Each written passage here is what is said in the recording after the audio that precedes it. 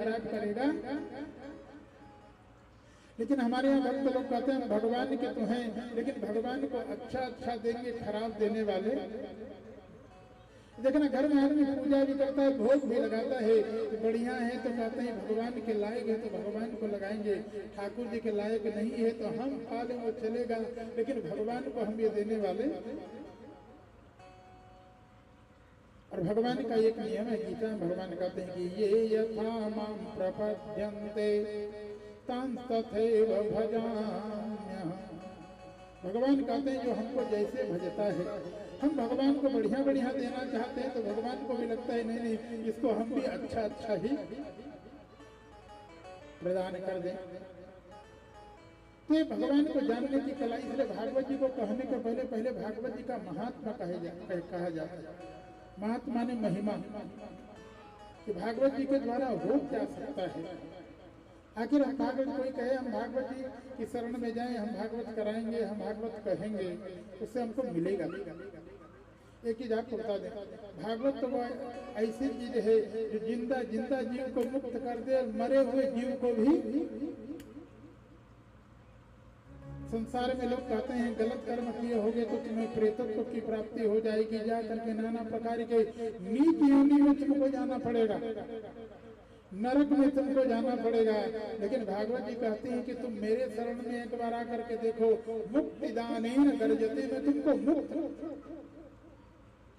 भगवान का वह लोक प्रदान कर दूंगा जहां जाने के बाद में यदकात्वान निवर्तन्ते तत्थामं परमं मम।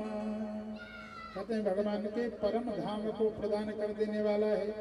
इसलिए हमारे यहाँ भारतीय संस्कृति में ज्यादातर लोग अपने पूर्वजों के कल्याण के लिए, देखना लोग अपने पूर्वजों के कल्याण के लिए गया करते हैं, गया के बाद जगन्नाथ चारों धाम करते हैं, लेकिन फिर भी कभी कभी मन में लगता है कि हो सकता है इनकी मुक्ति नहीं हुई होगी, तो उनकी मुक्ति के लिए तब जाकर के हम भागवत जी का अनुष्ठान,